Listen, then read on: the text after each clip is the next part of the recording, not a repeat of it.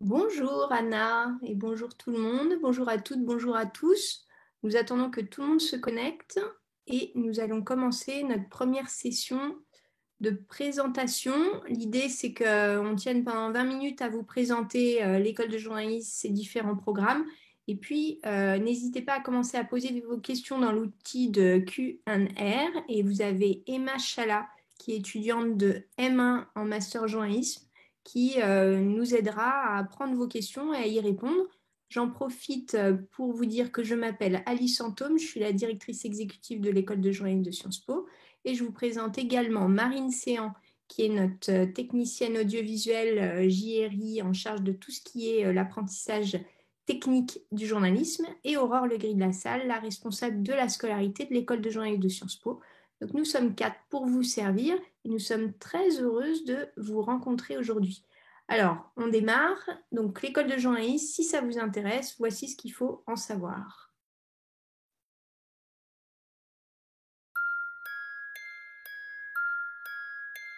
L'école de journalisme a été créée en 2004, donc c'était une période évidemment d'immenses changements, puisqu'on accueillait l'ère du numérique dans les médias.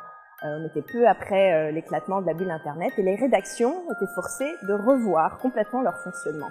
Et l'école de journalisme a été créée au milieu de ces changements-là, avec vraiment deux objectifs. D'une part, former des gens capables de réfléchir, capables de comprendre le monde dans ses nuances, capable de le raconter dans sa complexité, et d'autre part, capable de repenser leur métier et de préparer l'avenir dans le journalisme. La pédagogie à l'école de journalisme, c'est 3 couches. La première couche, c'est de la culture générale pour comprendre les enjeux du monde, de l'actualité, des différentes informations sanitaires, internationales et autres.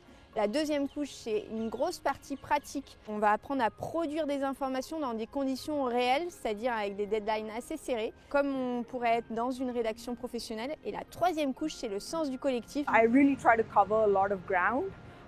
Oftentimes, these are students who haven't got a lot of journalism experience. So it's really about telling them about the basics of reporting, getting out there, getting your story, interviewing sources, what are sources to begin with. Je donne un cours qui s'appelle la station-service, où en fait on envoie les étudiants sur un terrain local pendant un semestre. Donc ça peut être un arrondissement parisien, ça peut être une ville de proche banlieue. Et puis on se retrouve une matinée, 3 heures par semaine en fait, pour le moment de la station-service. C'est le moment où on recharge les batteries en quelque sorte. On réfléchit ensemble à des idées de sujets, ils proposent des idées, on travaille sur leur reportage, sur les difficultés qu'ils peuvent avoir. On n'est plus entre guillemets à l'école, mais on est dans une rédaction avec ses codes, il n'y a plus nécessairement un professeur, un enseignant et des étudiants. Non, il y a des collègues qui travaillent ensemble, qui peuvent s'entraider, qui peuvent échanger des informations, qui peuvent compter sur leur rédacteur en chef au moment où ils ont un doute sur leur enquête, un doute sur leur tournage, un doute sur leur montage. Il y avait tellement d'astuces très concrètes sur comment on raconte une histoire. Ça m'a ouvert les yeux sur comment on fait un bon sujet de journalisme, comment on fait pour intéresser les gens, comment on fait pour garder les gens et comment on fait surtout pour rendre son sujet non plus intéressant mais important. En première année, je me rappelle que personne dort. On n'a pas de vie. Mais de l'autre côté, on est très vite autonome. On s'est monté, on utilise tous les logiciels de montage, que ce soit radio, vidéo. On écrit, on utilise les réseaux sociaux. Donc cette charge de travail fait qu'on prend confiance en soi et arrivé en rédaction, on peut être force de proposition, on peut proposer des sujets, on peut travailler en fait normalement, quoi. C'est ça souvent qui est impressionnant avec les étudiants, c'est qu'ils bossent beaucoup. Et au final, ils rendent des sujets qu'on aurait envie de voir sur sa propre antenne. Parfois, c'est marrant, j'ai des journalistes professionnels dans ma rédaction qui font des sujets et j'ai à peu près la même thématique qui m'est proposée. J'ai traité des sujets qui vont de la fraude au certificat pour aller en salle de sport à des petits déjeuners solidaires, des gens qui sont sourds et qui sont obligés de vivre avec la crise du Covid depuis 1 an et le port du masque qui les empêche de communiquer. À l'école de journalisme de Sciences Po, on a la chance de pouvoir utiliser beaucoup de matériel qui nous permet de faire des projets personnels aussi sur le côté. Donc moi, j'en ai profité. Je me suis rendue notamment au Kurdistan irakien pour faire un reportage dans des camps de réfugiés. Donc ça, c'était évidemment le sujet qui m'a le plus marqué, où j'ai énormément appris sur le terrain. J'ai fait un mois au bureau de Washington de France Télévisions, du coup aux États-Unis. C'était au mois de janvier et pendant ce mois-là, en fait, il y a eu la passation de pouvoir entre Donald Trump et Joe Biden. L'un des projets qui m'a particulièrement marqué, c'était peut-être il y a quelques mois de cela, pour participer en fait à une bourse. On devait envoyer un dossier, c'était la bourse René Payot, et je l'ai fait sur des petits villages à la frontière nord-pyrénéenne dans le sud de la France. C'était un format intéressant, il y avait de la vidéo, il y avait du son, et donc j'ai eu la chance de le gagner, ce qui signifie qu'à partir de la rentrée en septembre, je travaillerai pendant 1 an à la rédaction de RFI comme présentatrice. La bourse d'RMC, c'est un concours, en fait on appelle ça bourse, mais c'est un concours entre toutes les écoles de journalisme reconnues. Je suis arrivé second de cette bourse et donc j'ai remporté un CDD d'1 mois. Je vais aussi devenir pigiste pour la chaîne L'Équipe, donc à partir du mois d'août. Je suis arrivé en tant qu'aspirant et je vais ressortir en tant que journaliste professionnel. Donc j'ai vraiment tout appris. J'ai appris une rigueur, j'ai appris une concentration, une méthode, et puis j'ai aussi appris à travailler avec les autres. J'ai grandi en tant que journaliste et surtout en tant qu'homme, et ça c'est pour moi une force incroyable quand une école nous fait grandir à ce point-là. Sciences Po m'a apporté déjà un carnet d'adresses considérable, des contacts dans le monde du journalisme, des futurs employeurs ou des futurs collègues. Et Sciences Po m'a aussi apporté l'aspect international en fait. En fait, si j'avais pas fait Sciences Po, je pense que je me serais vraiment cantonnée à du journalisme franco-français et c'est pas ce qui m'intéresse. Et ça m'a vraiment ouverte sur l'international. On est tous les intervenants dans cette école, les encadrants, la direction de l'école de journalisme, des journalistes. C'est-à-dire qu'on connaît leurs difficultés, on connaît les rédactions et on sait aussi les accompagner, les orienter, leur présenter des recruteurs pour demain, leur présenter des responsables de service qui ont besoin de quelqu'un en renfort pour un stage, pour l'été, peut-être pour découvrir finalement un nouveau média auquel ils ne pensaient pas forcément. Mon rêve pour les étudiants de l'école de journalisme et pour ces futurs journalistes qu'on accompagne aujourd'hui, c'est qu'ils puissent déployer dans les années à venir au maximum leur créativité pour être porteurs de solutions, pour être un vecteur de l'amélioration de la qualité de l'information, pour être un vecteur d'un renouveau du journalisme et d'une réimagination finalement quotidienne de ce métier dont on a besoin et dont notre société ne peut se passer.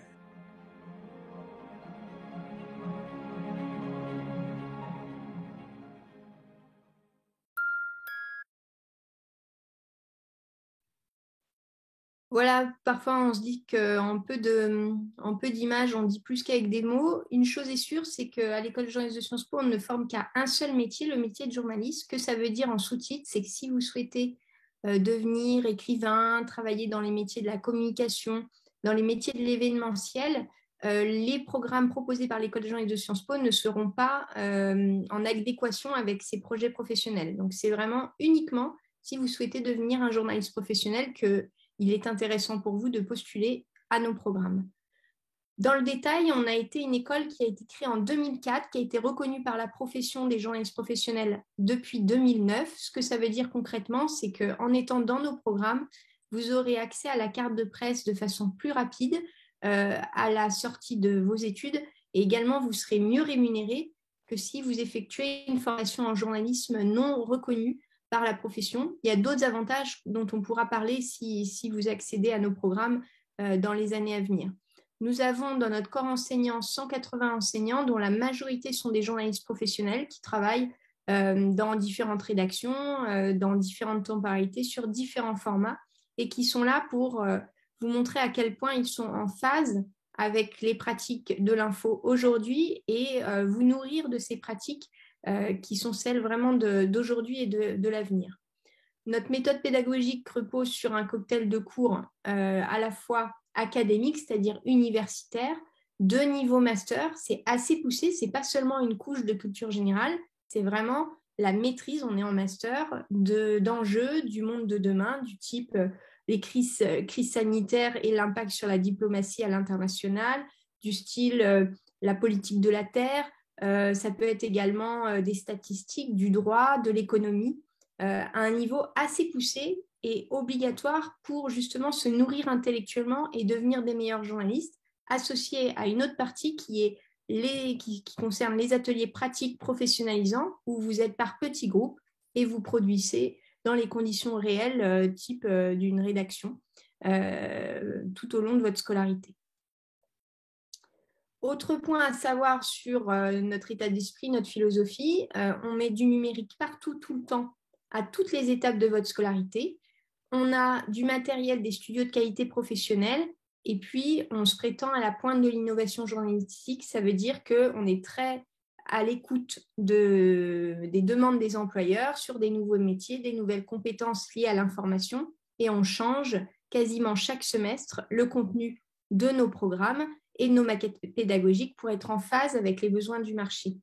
Ce qui nous donne, et nous en sommes très fiers, une insertion professionnelle exceptionnelle, puisque, encore une fois, vous avez compris, nous sommes très connectés aux demandes des employeurs pour adapter le curriculum, nos cursus, à ce dont on a besoin pour les journalistes de demain.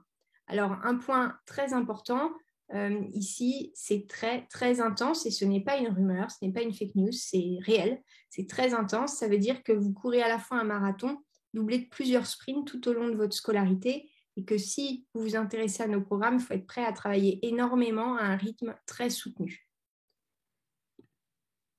Un point peut-être pour vous donner un aperçu de notre philosophie, c'est la conférence que l'on organise chaque année, qui a lieu cette année le 6 décembre. NPDJ, c'est l'acronyme des nouvelles pratiques du journalisme. C'est gratuit, il faut simplement vous inscrire. Vous trouverez ça sur la une de notre site. Et c'est le 6 décembre à Sciences Po, 27 rue Saint-Guillaume. Il y aura une vingtaine de speakers du monde entier pour vous parler des évolutions du métier. Et ça vous donnera un aperçu assez concret de la façon dont on voit les évolutions du métier et la façon dont vous pourriez être formé si vous nous rejoignez. Nos programmes, vous pouvez être intéressé par le master journalisme, c'est le master historique en 2 ans, francophone.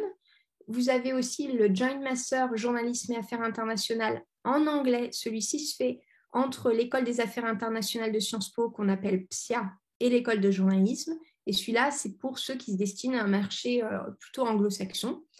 On a aussi un double diplôme avec Columbia à New York et l'École de journalisme de Sciences Po. Si vous êtes intéressé par ce programme-là du double diplôme, il faut d'abord être admis au Master Journalisme, donc le numéro 1, en français. Et ensuite, vous pourrez peut-être faire votre 2e année, votre M2, à Columbia à New York, si dans un 2e temps, vous êtes retenu pour le double diplôme. Enfin, quel que soit le programme dans lequel vous êtes admis, vous pouvez aussi avoir envie de faire une étape à l'école 42, qui est une école de développement. Et dans ce cas-là, vous prenez une année de césure entre votre M1 et votre M2. Revenons plus précisément sur le master en journalisme, le premier de la liste précédente. On va recruter 60 étudiants environ par promotion. Et au programme, vous l'avez compris, des cours académiques, sur les différents sujets qui font les enjeux du monde de demain, des ateliers de production, toute temporalité, tout format. Et dans ce programme-là, dans ce master-là, vous pouvez faire un contrat d'apprentissage si vous le souhaitez et l'enseignement se déroule en français. Concernant le master journalisme et affaires internationales, il y a maximum 30 étudiants par promotion. Les cours académiques universitaires se prennent à PSIA, l'École des Affaires internationales de Sciences Po, sur des thématiques internationales. Et la partie production professionnalisante se déroule à l'École de journalisme de Sciences Po en anglais. Vous l'avez compris, ces enseignements-là se déroulent essentiellement en anglais, certains une petite partie en français. Et dans ce programme-là, il n'y a pas de contrat d'apprentissage possible, pas d'alternance possible. Le double diplôme avec Columbia, on va recruter jusqu'à 10 élèves qui vont profiter de ce double diplôme. Vous faites votre M1 en master en journalisme et ensuite vous pouvez faire votre M2 à Columbia à New York. Évidemment, en travaillant des 2 côtés de l'Atlantique, il faut à la fois maîtriser le français et l'anglais pour pouvoir bénéficier des enseignements de ces 2 écoles. Et à la fin, comme son nom l'indique, vous avez 2 diplômes, celui de Sciences Po, celui de Columbia. Au sujet de la césure possible avec l'école 42. Quel que soit le programme dans lequel vous pourriez être admis, vous pouvez demander à faire cette année de césure à l'école 42 pour vous muscler en quelque sorte sur les arcanes du code, sur le monde des interfaces, des algorithmes, etc., pour être encore meilleur sur le numérique que ce que vous pourriez, que le niveau que vous pourriez avoir sans cette école. Et pour y parvenir, il faut valider ce qu'on appelle la piscine. C'est une sorte de concours d'entrée où pendant 3 semaines pendant l'été, vous avez un certain nombre d'épreuves de code, de projets de groupe à faire. Et si vous validez cette piscine, alors vous pouvez passer votre année à l'école 42. La parole maintenant à des diplômés. Un exemple, Adrien Beck, qui a été diplômé en 2017, qui est aujourd'hui au service politique de France Info, qui dit que la force de l'école, c'est essentiellement la partie professionnalisante, de se mettre dans des conditions réelles de production sous la forme de breaking news, de deadlines assez serrés, qui seront celles que vous pourriez rencontrer une fois que vous serez dans la vie active. Une autre diplômée, c'est Shin Labé, qui est diplômée 2010 du double diplôme avec Columbia. Et elle, vous la verrez plus tard dans une vidéo, elle a construit tout son réseau, ses mentors, et cette capacité à se renouveler qu'elle a apprise notamment en suivant nos programmes.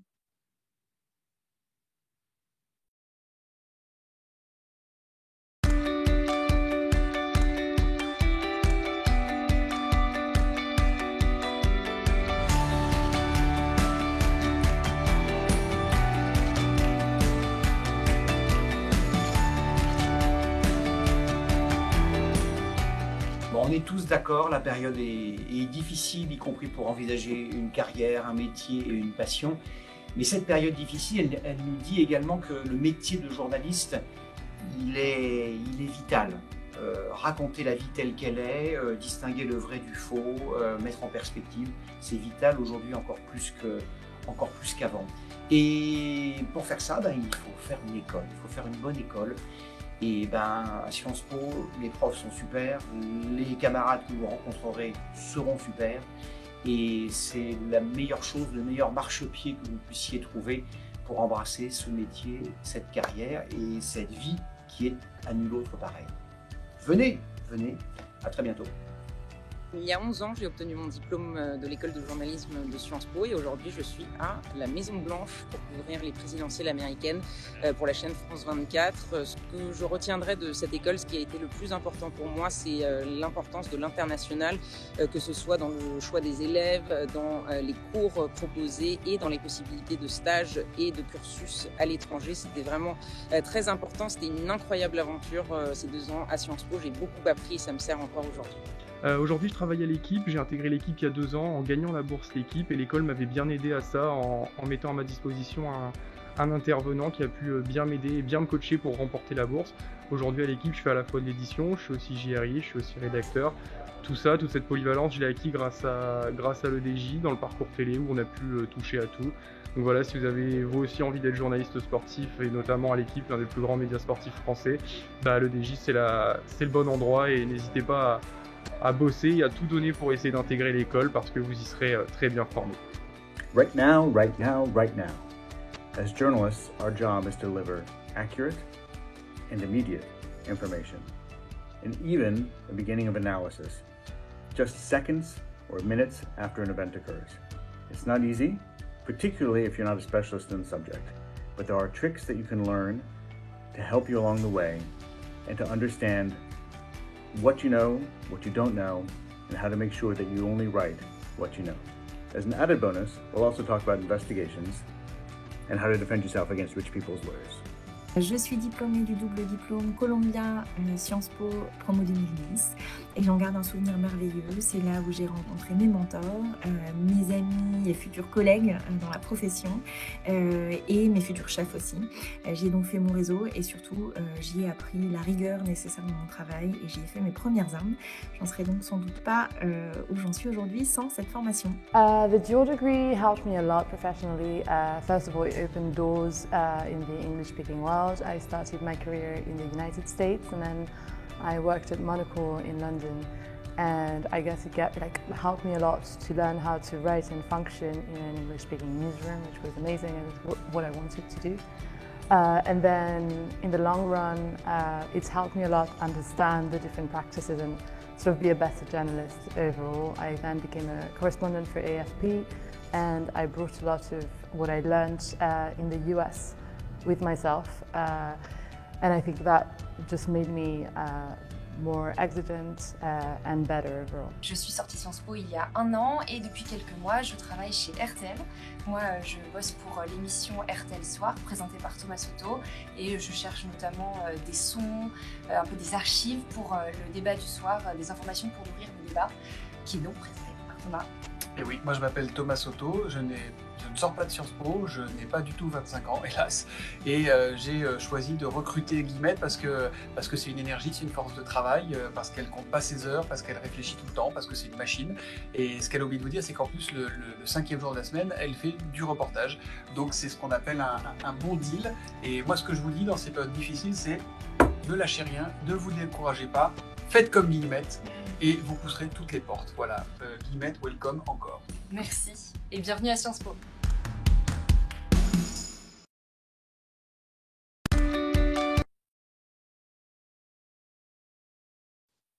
Où postuler?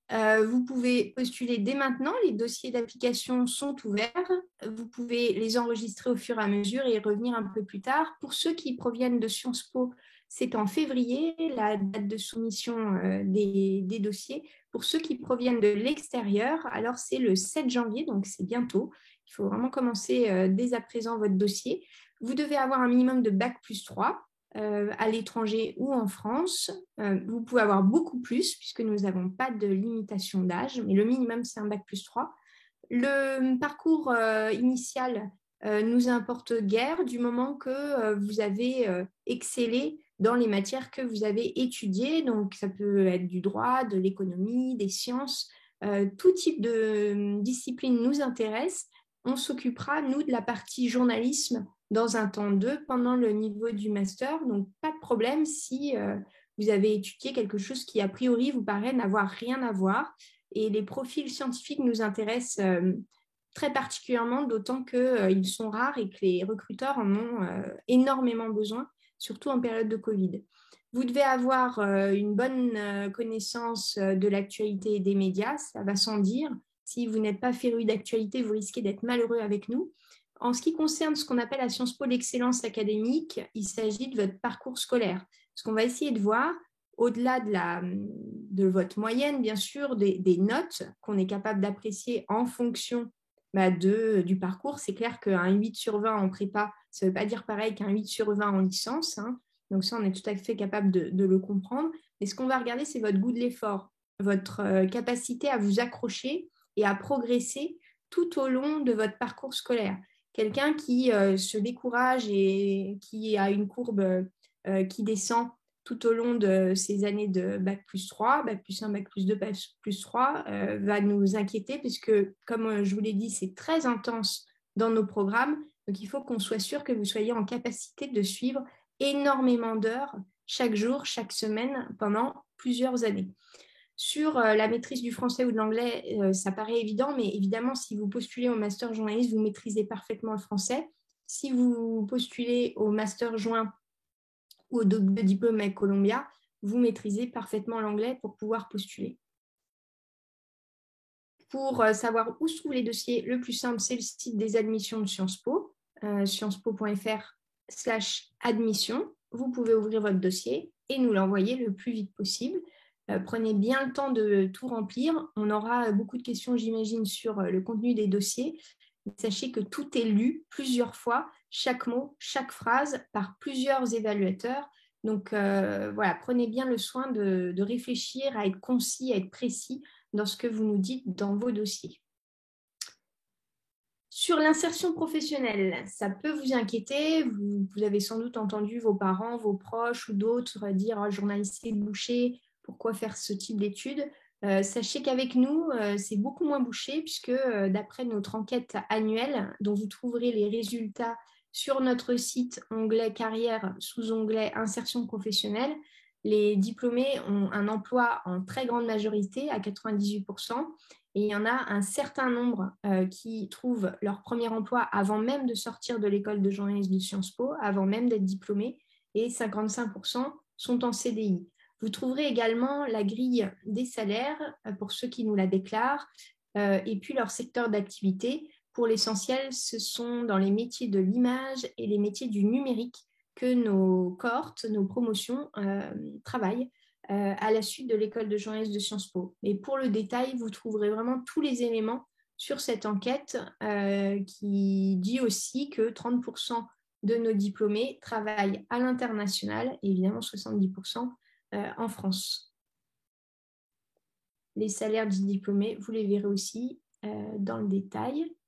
Maintenant que l'on a présenté rapidement tous ces points, on va prendre vos questions avec Emma Chala, je vous rappelle, qui est étudiante en M1 Master Journalisme et qui vient de la procédure externe, donc qui n'était pas à Sciences Po l'année dernière et qui donc a passé toutes les étapes. D'abord la présentation du dossier, puis elle a été admissible, elle a passé l'oral et ensuite elle a réussi à être admise et elle pourra sans doute vous en parler. Donc il y a pas mal de questions peut-être sur déjà le cursus, Emma, sur ce qu'on peut prendre, pas prendre. Oui, bah déjà une première question, combien d'heures on a environ par semaine? Alors je suis allée compter sur mon emploi du temps. En moyenne, on a 26 heures par semaine, donc c'est un rythme assez intense comme ça a été dit dans les vidéos. C'est vrai qu'en plus des cours, on a aussi les reportages qu'on fait, parce qu'on fait beaucoup de pratiques à faire sur nos heures de temps libre. Donc c'est un rythme assez intense, il faut être prêt à ça, mais c'est aussi très formateur. Donc voilà pour cette question-là. Ensuite, au niveau de l'alternance, alors moi, je ne suis pas en alternance, donc j'ai des amis qui sont en alternance et je sais comment ça se passe à peu près. Je sais qu'on peut avoir deux rythmes. On peut soit avoir le rythme semestriel, donc là, pendant tous les mois depuis la rentrée, les gens en semestriel étaient avec nous en cours et ils partent en rédaction à partir là de la pause de Noël et ils y seront jusqu'à la fin de l'année. Ou alors, ça peut être un rythme hebdomadaire. Et donc, à partir du mercredi midi, ceux qui sont en cours avec nous ne le sont plus et vont en rédaction. Et donc, pour le coup, ces matières que nous, on a en fin de semaine, ceux qui ne font pas alternance, eux, ils ne les ont pas. Donc, en fait, les cours vraiment pratiques sont en début de semaine pour qu'on puisse justement, que tout le monde puisse y avoir accès. Mais par exemple, je sais que dans mon groupe, certains sont en alternance et n'ont pas de cours de radio, par exemple, parce que c'est sur la deuxième partie de la semaine, donc eux sont en alternance dans leurs journaux. On peut revenir sur l'intensité, puisque j'ai vu des questions passer sur est-ce qu'on pouvait le faire en part-time, notre programme, ou est-ce qu'on pouvait le faire sur un an. Voilà, tout ça n'est pas possible et on insiste, Emma vous l'a dit, il y a un minimum de 26 heures de cours par semaine sans compter les reportages sur le terrain, donc pas possibilité de travailler à côté et on n'arrive pas à former des étudiants en un an, on a vraiment besoin de ces 2 ans. En plus, c'est un critère de la reconnaissance pour notre formation. Ça doit se dérouler sur 2 années avec 4 semestres pleins et je vous garantis qu'on n'a pas de trop de ces 4 semestres pour être prêt à intégrer le marché du travail. Donc, on peut malheureusement pas faire grand-chose d'autre à côté que de travailler. Que de travailler, je veux dire, travailler pour l'école de journalisme de Sciences Po et pour vos stages en rédaction, mais malheureusement pas ailleurs. Sur l'accès peut-être sur les candidatures, donc là on a pas mal de questions aussi sur qui est éligible à quoi. Donc je voyais au tout début Carla qui disait qu'elle était étudiante en bachelor de droit en Suisse. Est-ce que c'est rédhibitoire pour l'admission? Non, pas du tout. Au contraire, on adore avoir des profils qui viennent de différents pays, dans différents parcours universitaires, donc formidable. Je vois aussi quelqu'un qui disait qu'il était en reconversion professionnelle, donc idem, c'est très bien. On adore aussi avoir des candidats qui sont un peu plus âgés, qui vont nourrir en maturité la promotion. Il n'y a pas de limite d'âge, donc idem, vous êtes tout à fait le bienvenu. Et en ce qui concerne les lettres de recommandation, je vois qu'il y a pas mal de questions. Donc sur les lettres de recommandation, si vous n'avez pas fait de stage dans une rédaction, et la plupart du temps c'est le cas parce que c'est difficile à trouver, vous pouvez mettre des recommandations professionnelles issues d'autres milieux, d'autres métiers. Imaginons que vous avez travaillé pendant l'été au supermarché, votre employeur, votre responsable a des choses à dire sur la qualité de votre travail, votre capacité à intégrer des consignes, à vous adapter à un nouvel environnement, à travailler en équipe. Tout ça va beaucoup nous intéresser et donc vous devez absolument avoir des recommandations professionnelles, quel que soit le milieu. Sur la partie du sens du collectif, vous l'avez peut-être vu dans la vidéo, c'est un point qu'on va beaucoup regarder, puisque le journalisme, ce n'est pas un sport individuel, c'est un sport collectif. Donc, on va beaucoup questionner à toutes les étapes de la procédure votre sens du collectif et votre capacité à vous intégrer dans un groupe tout au long à la fois de la procédure d'admissibilité et ensuite d'admission. Je te relais une question d'Adèle, Alice. Comment se passe l'oral d'admission? Est-ce que ce sont des questions d'actualité ou plutôt des questions de motivation? Les deux. Sur la motivation, on a plusieurs fois lu votre dossier et le jury regarde aussi à nouveau votre dossier. Et en plus de ce que vous avez déjà écrit dans le dossier, il a aussi les commentaires des évaluateurs qui vous ont déjà fait passer à l'étape de l'admissibilité. Donc, il a beaucoup d'éléments déjà en sa possession avant de vous rencontrer par vidéoconférence. Ça dure une trentaine de minutes. On va interroger de nouveau votre sens du collectif. On va vous mettre dans des situations qui pourraient avoir lieu dans votre future vie professionnelle. On va questionner l'actualité, votre connaissance de l'actualité et pas d'une actualité parcellaire du matin même ou de la veille et dans un seul domaine. Il faudra vraiment avoir une vision à 360 et aussi votre capacité à argumenter et à rebondir sur des questions, y compris d'ordre un peu général parfois, juste pour voir comment vous vous débrouilleriez dans un milieu comme celui de Sciences Po qui est universitairement parlant assez exigeant. Donc voilà un peu de quoi retourne l'oral. L'idée, c'est pas du tout de vous mettre en difficulté, c'est plutôt de faire ressortir vos points forts. Donc voilà, il n'y a aucune question piège. Et quand une question, vous ne savez pas y répondre, bah, vous dites « je ne sais pas ». Et puis on passe à autre chose et le jury saura rebondir pour trouver une question qui vous permettra de vous exprimer. Mais voilà en quoi consiste l'oral. C'est très important que vous le prépariez consciencieusement. Et pour le préparer, le mieux, c'est de connaître toute l'actualité sur toutes les plateformes possibles, pas que celles que vous aimez particulièrement. Votre goût pour peut-être des médias qui, a priori, vous parlent moins, vous sont moins familiers, va être aussi questionné pendant cet oral.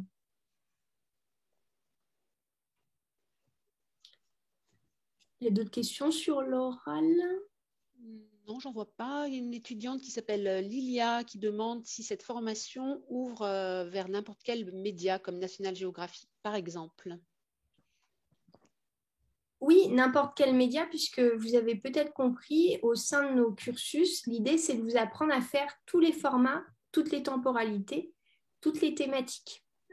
Donc, normalement, si vous et nous ne nous sommes pas trompés, vous serez en mesure, oui, de travailler pour tout type de format, tout type de temporalité, sur tout type de thématique.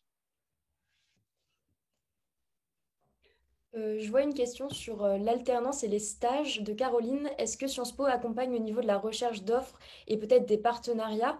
Alors, il faut savoir qu'avant le début de l'année, fin d'été, on reçoit quelques offres d'alternance par mail, mais la plupart des personnes trouvent aussi par des contacts qu'ils peuvent avoir déjà dans des rédactions ou des candidatures spontanées.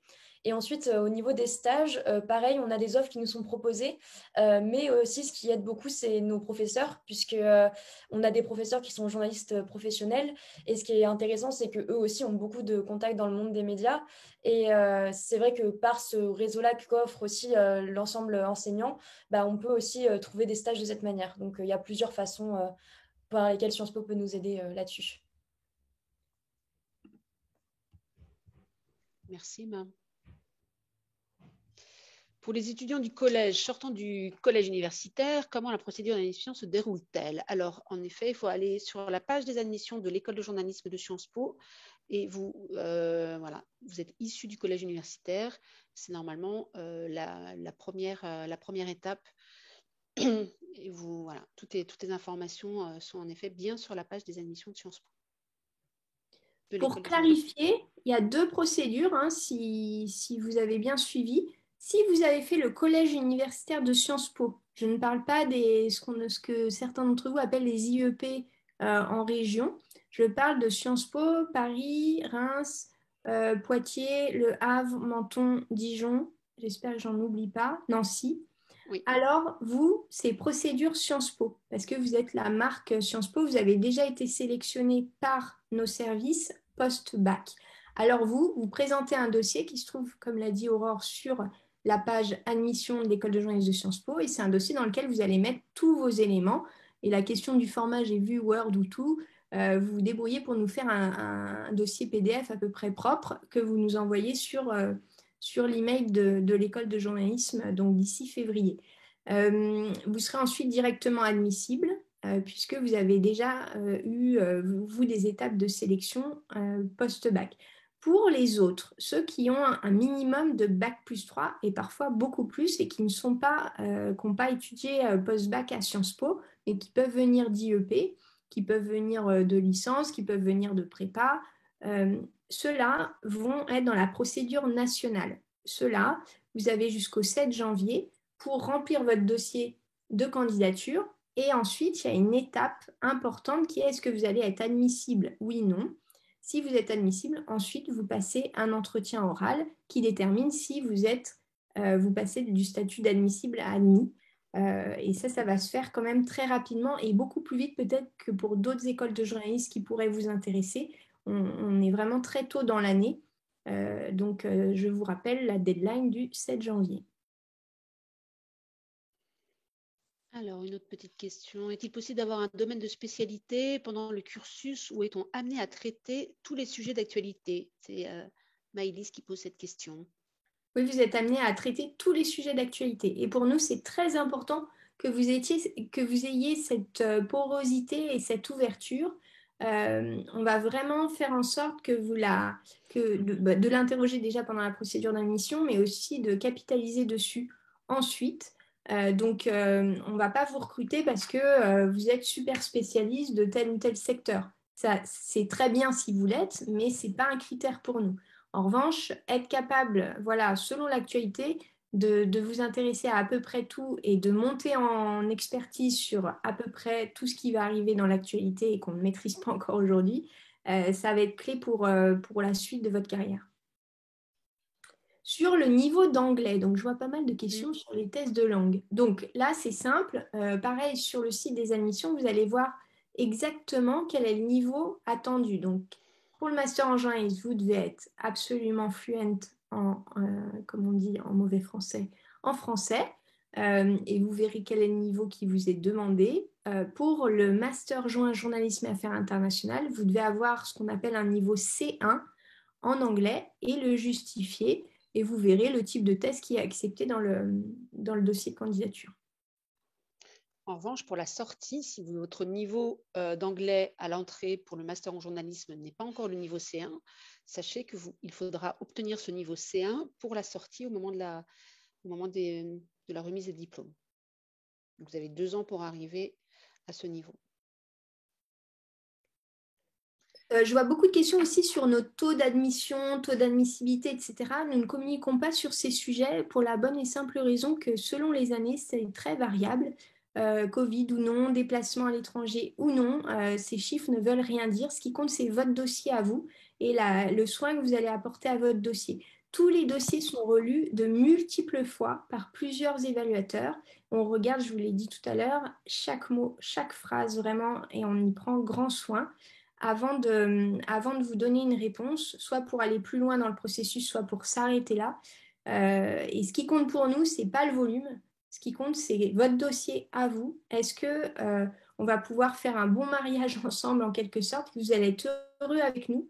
Et est-ce que nous aussi, on va vous emmener vers la réussite au sein de nos cursus qui sont très exigeants? Ça va être ça essentiellement les questions qu'on va se poser pendant la procédure. Il n'y a pas de bibliographie recommandée pour passer le concours. Voilà, on est niveau master, donc c'est vrai qu'on compte sur vous aussi pour faire votre routine en termes de culture, de routine d'information, de connaissances au sens large de l'actualité et de la culture de ce qui se passe autour de vous. Voilà, c'est à vous de vous la constituer. Mais nous ne donnons pas de consignes particulières. Alors, un étudiant dont je n'ai pas le nom demande, les étudiants du collège universitaire, il est évoqué qu'il est souhaitable de fournir 2 liens vers des contenus journalistiques. Est-il vraiment pénalisant de ne pas les avoir, de ne pas en avoir? Alors, non, ce n'est pas pénalisant. C'est si vous avez déjà réalisé quelque chose et que vous voulez nous l'indiquer, c'est bien de l'afficher et donc on a un espace pour ça. Si vous n'en avez pas, ce n'est pas grave. Un contenu journalistique, ça peut être un compte Instagram, ça peut être une chaîne sur YouTube. Ça peut être un site que vous avez développé ou une série de podcasts que vous avez monté. Voilà, ça peut être un travail fait à votre échelle, pas forcément encadré par des journalistes professionnels, mais qui montre votre attrait pour la production de contenu. Et même si ces contenus ne sont pas parfaits, le fait d'avoir fait l'effort de vous poser la question d'une stratégie éditoriale et de vous être mis dans cette régularité de production, ça peut être un plus fait par n'importe quel étudiant, même s'il n'a pas de stage dans une rédaction. Donnez-vous des détails en cas de refus. Alors, c'est possible, vous pouvez demander en effet un rendez-vous à l'administration et on vous expliquera comment retravailler votre dossier, ce qui a péché lors de l'oral. Ce lien journalistique peut-il être un contenu durant un stage, par exemple? Oui, bien sûr. Alors, il faut sélectionner les meilleurs contenus, bien entendu. Hein. Ce n'est pas la peine de nous mettre 36 liens, mais en effet, on lira certains de vos contenus et on vous écoutera bien volontiers. Concernant les références, c'est Bouchra qui demande ça. Doivent-ils faire une lettre de recommandation ou allez-vous les contacter directement? Donc Bouchra, vous n'avez pas encore ouvert votre dossier d'application, clairement, puisque si vous l'aviez ouvert, vous sauriez que c'est à vous de mettre les emails de vos recommandations. Ils vont être contactés par le système, hein, ce n'est pas nous avec nos petites mains qui faisons ça, et ils doivent uploader la recommandation directement dans le système avant la deadline. Sur ça, faites bien attention à ce que les gens qui vous recommandent vous connaissent suffisamment pour vous recommander de façon favorable et de façon pertinente par rapport à aujourd'hui. Il y a souvent des interrogations sur est-ce que je prends quelqu'un du niveau lycée pour me recommander, parce que j'ai des profs de fac, mais sans doute ils ne me connaissent pas dans la masse, quel est le plus pertinent? Donc notre conseil, c'est de prendre quelqu'un qui vous connaît vraiment.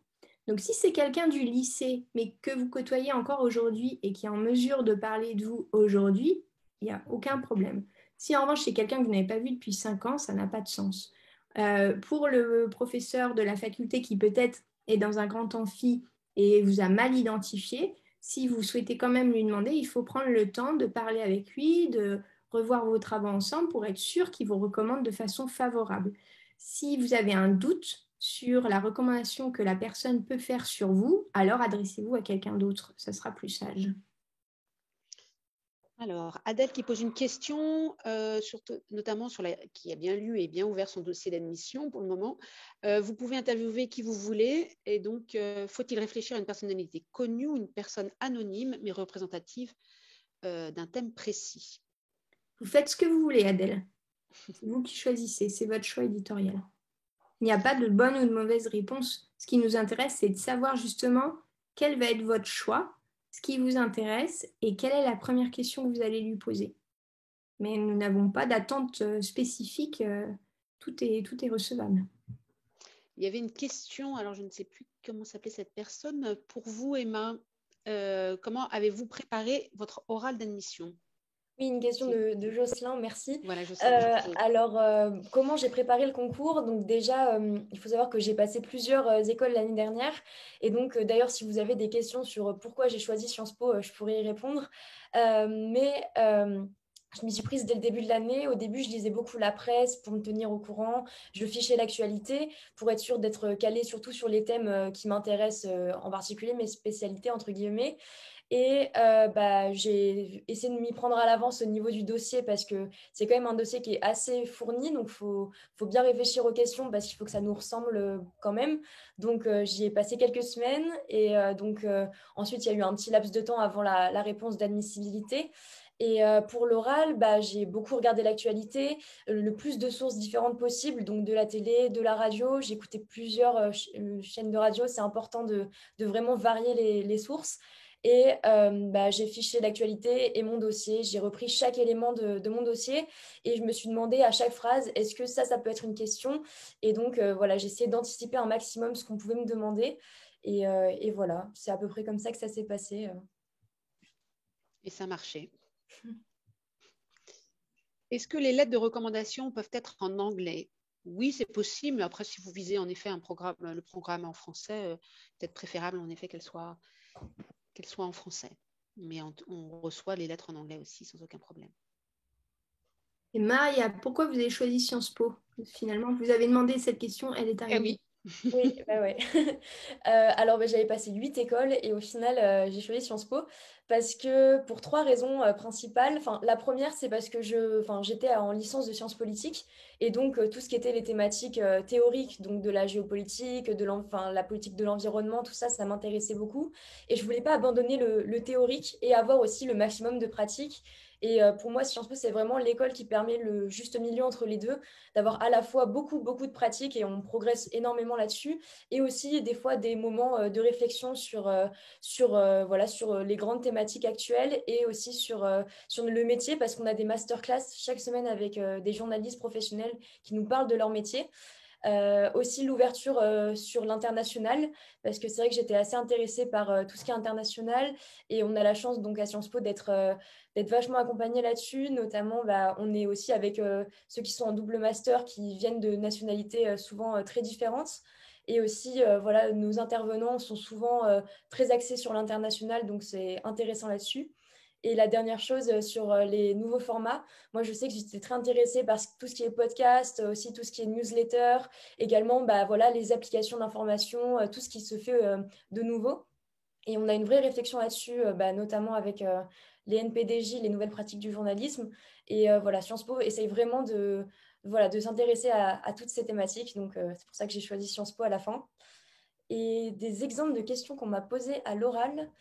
Alors, bah, ça dépend vraiment de chaque personne, c'est vraiment centré sur chaque profil, donc ce serait difficile de vraiment donner des conseils, mais on m'a posé des questions sur l'actualité, par exemple, s'il fallait là que je fasse un flash info à l'heure de mon oral, quels seraient les cinq sujets que j'aborderais. Ensuite, bah, évidemment, pourquoi cette école? Voilà, c'est des questions comme ça qu'il faut préparer absolument pour le jour de l'oral. Il y a un point qui n'a pas été soulevé dans les questions et sur lequel j'aimerais bien revenir avant qu'on se dise au revoir, c'est sur l'attention que nous avons pour les profils des boursiers.